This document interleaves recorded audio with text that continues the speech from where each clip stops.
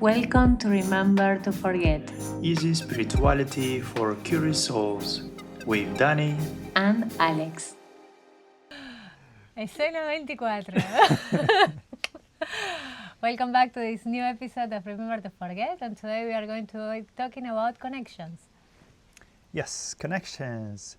And my first questions about this would be, what does connection mean to you in the digital age versus in person?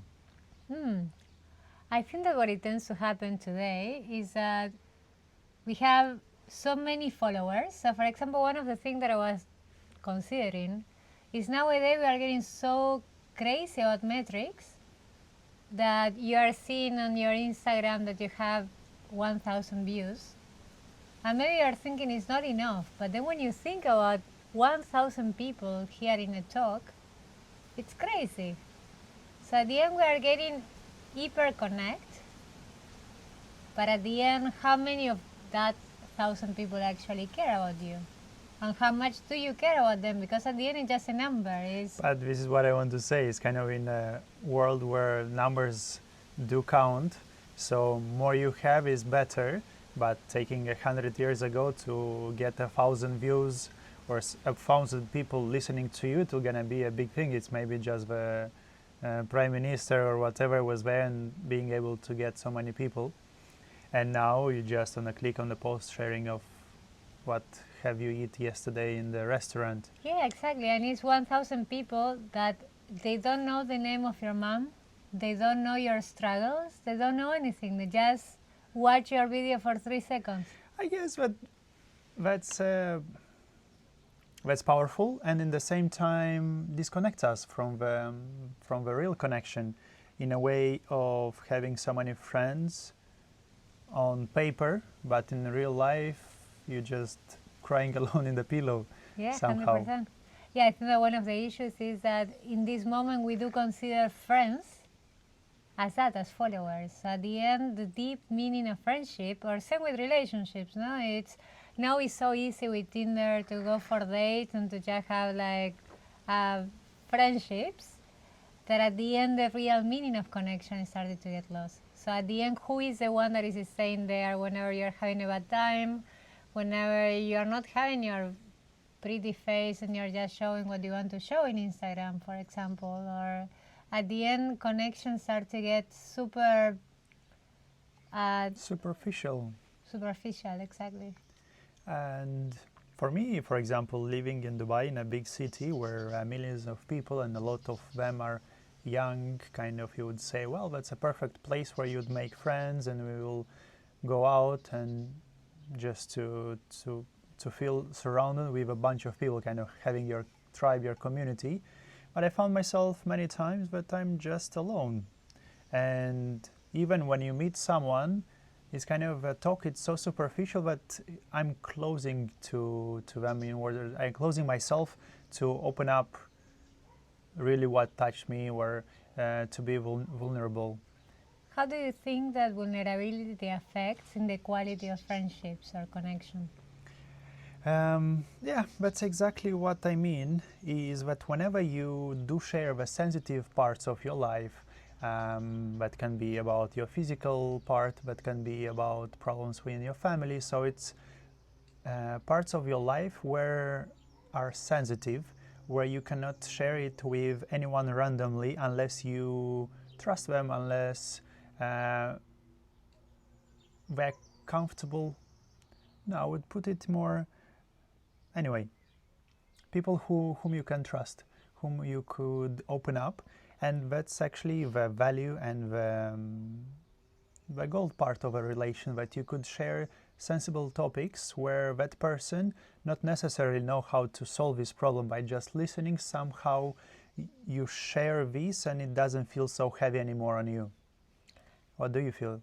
Yeah, I believe that at the end, for me, what I do consider connections and friendship is whenever I had at least once something that it really touched the soul. That's why I was really liking plant medicines, because you are meeting the person without a mask. You are seeing the True. authenticity of the other person, and it's like, yeah, now we can talk.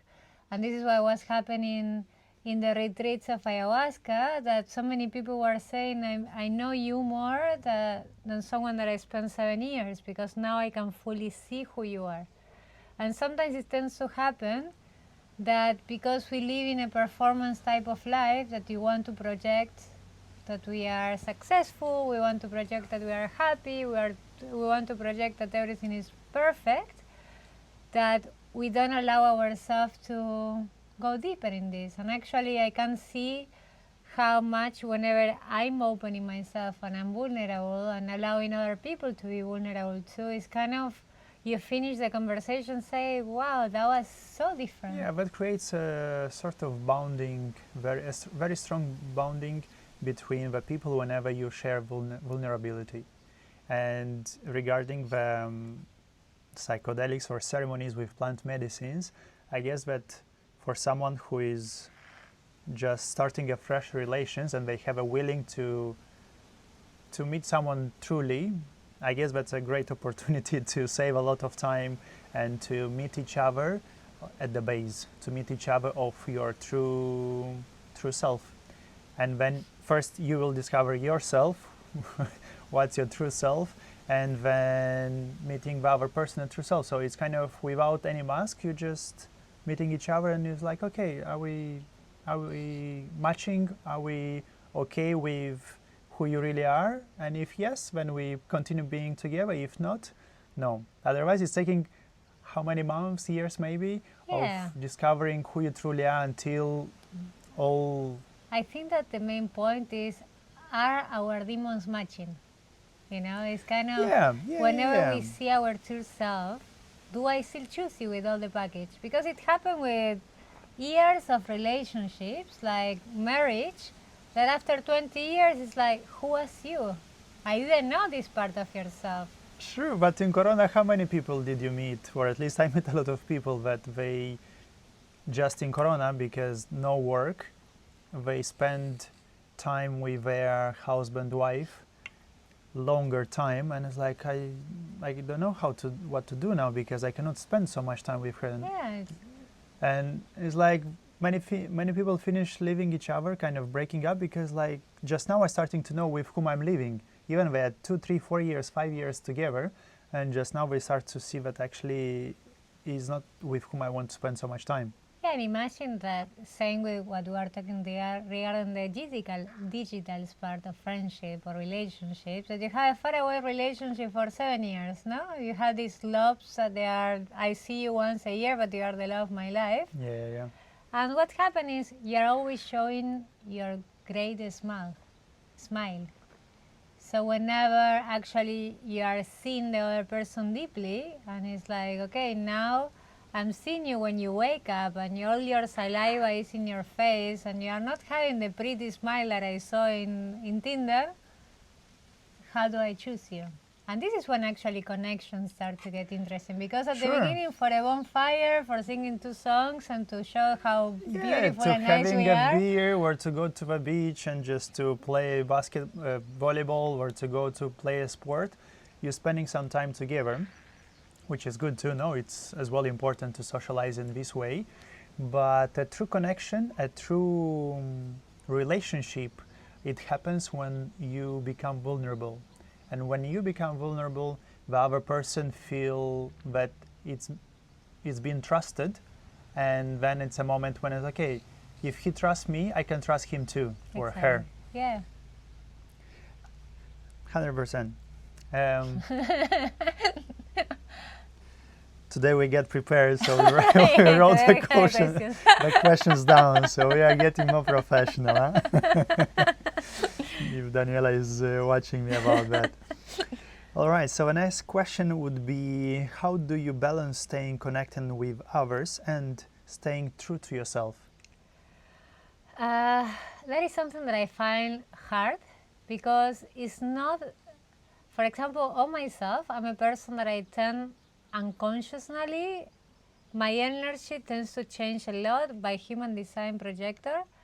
So my energy tends to change a lot depending with whom I am. So for example, when we're in the community, it's not that I'm pleasing others, it's not that I'm doing it on purpose, But it happened that when I'm with someone that is super funny, it boosts that funnier aspect of me. And when I'm with someone that is depressed, it tends to bring me a little bit there. So at the end in the community, we were living with 60 people all the time. It was very hard to actually say, okay, who am I beside all these other people? What is my What's energy? my energy? What's my energy feels like? How it feels my center? Because I move so much from my cave that now I don't really find that core. And that for me was very challenging in the community, because at the end is, yeah, like it or not, and again, it was not coming from a place of pleasing or being nice or being loved. It's happening naturally. Exactly, but that was affecting me a lot. And for you? I do tend to blend into others' energies too, but for me it's very important to have my time for myself. Even if I'm going anywhere out or meeting people, for me it's important to have a moment. Most of the time this is our the mornings, which I like to spend time by myself, and in a way somehow it's building up. It's in a way that's the moment of my cave, and that's the moment that I do reflect about what I'm doing. Maybe I do journaling, maybe reading, but I do like to spend time with myself and doing what I like, of having a coffee or reading a book. And this is a moment where I do recharge myself, because my personality requires this. I notice that whenever I don't do this, I tend to be dispersed or tend to feel unbalanced. And whenever I do spend, I don't know, it can be just a half an hour that I do spend by myself, and that's recharging everything. So I'm ready and openly to go back into the society. But for example, living in a community, it's a bit more challenging, because you're sharing so many spaces between many people, and you want or you don't, you kind of bump into each other, and somehow that does affect personally me, but I do think that many people will resonate. And here, depending on your personality, it's important to come back to your cave. Yeah, to find at the end what is your best way to come back to your center. But as you were saying, in the community, at the end, you want to do your personal practice, and someone is just walking in front of you while you're doing the practice, and it's already affecting your cave. So yeah, finding your cave, I think that is very important to have that balance between, because I'm normally quite extroverted, but I can see that eventually I do really need to come back and to say, okay, this is me alone, and this is me in the group. And here I would say that nature is something that do balance ourselves naturally, effortlessly, without even noticing, and as well be part of nature as well too. And for me, also beside spending time with myself, is spending time a little bit in nature. It can be a walk, it can be a beach, can be anything that you have right next to you. Yeah, I believe that at least for myself, what I did understood is living in big cities where there is so much gray, cement, and concrete. It does really affect myself on the way of coming back home, on the way of grounding, on the way of finding peace, because it's always feel that there is things moving. And for example, in nature, you do have the mycelium, so everything is interconnected. What Buddha was saying is actually everything is interconnected. It's like there is not inherent in existence, so everything that is there, it's interconnected. This t-shirt had been made by a Vietnamese, so actually I'm connecting with the Vietnamese also. But in nature it's easier to see it and to perceive it, because in the city feels that everyone is in a bubble and sharing in somehow the bubble, but not really sharing. How do you feel that? I guess that the nature, it shows how everything lives in harmony, even if you don't really see at the beginning that you have a predator and that's catching something for the meal. then it's like, no, but this is not harmony. But in fact it is. It's kind of, if you're zooming out a little bit more, you will see that everything is eating each other, and somehow that's keeping a balance. If a lion wouldn't be there, there'll be so many sick antelopes or something like that will spread disease. Somehow there's so many sub-nets, substructure that we don't see with a normal eye, and yeah, that's actually what nature will teach us, living in harmony, if we'll pay more attention. Another fact which I like very much is when being in Zambia, the safari tour guide was telling us how the trees communicating between each other. While walking there, we've seen a lot of banded trees, and we were surprised to see so many. And they were saying that the elephants, in fact, are attacking the trees to cut the connection of the roots, because first, when elephants starting to eat the tree, they are sweet at the beginning, but whenever they see that they've been attacked, they're changing the what you call the juice. They're changing the taste of the leaves from sweet to bitter, and then the elephant don't like it and don't eat it anymore. So in the same time, they do connect with other trees, but there is an elephant in the area, so every tree in the area is changing the taste. And the elephants knew about that the trees are communicating between them, and what they decided is to bend them down, so at least they're having one tree which is cut down, and he cannot spread anything around. So from here you can see how animals connected with plants itself.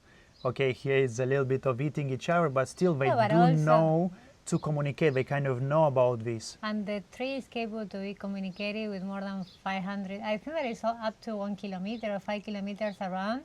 So it's actually, whenever we have, as humans, we believe that we are the only one that we are communicating, and actually you can see how trees communicate, how ants communicate, how birds are communicating. But maybe we are expecting that communication is something just verbal, but it's vibration, it's movement. Well, the bees communicating through a dance. Yeah, dancing. So they're just dancing in the air. You think that they're just going crazy, they don't know what to do. No, they're showing where they find a nice valley of flowers, and they shaping a map for that. And so that's why I'm saying kind of nature is geniusly designed, and we're part of it. We just have to take a little bit of time and to observe it. And I think that also one of the things is, whenever we do understand that everything is communicating, is to be humble enough to come back to there. And this is when you can actually learn from nature too. Whenever you are humble enough to believe that you already know everything, we are the only conscious beings, we are the only one that can communicate, and actually you sit there, you can see that the bee is communicating. You can see that the trees are communicating, and you can start communicating with them. And it's not like a woo-woo hippie stuff. It's actually really understanding that, for example, that is something that we experience living in nature, how the body and the mood change depending the weather.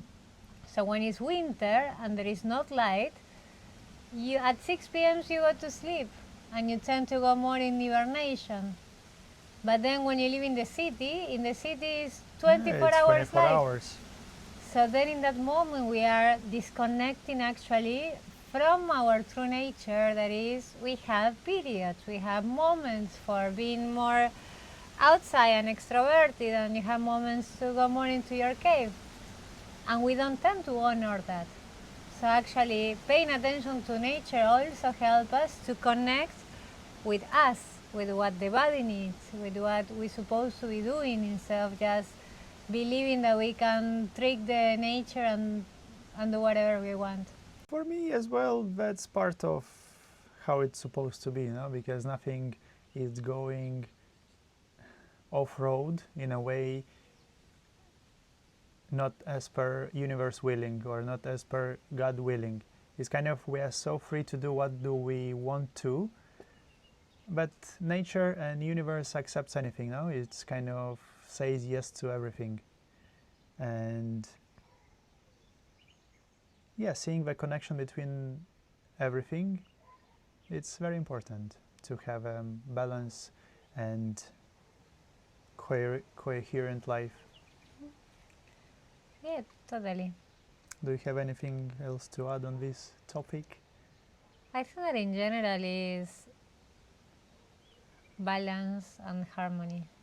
That is the greatest thing, that whenever we connect with ourselves, we connect with others, we connect with nature, we connect with God. If you believe in something, it's coming back to you and realizing that sometimes less is more.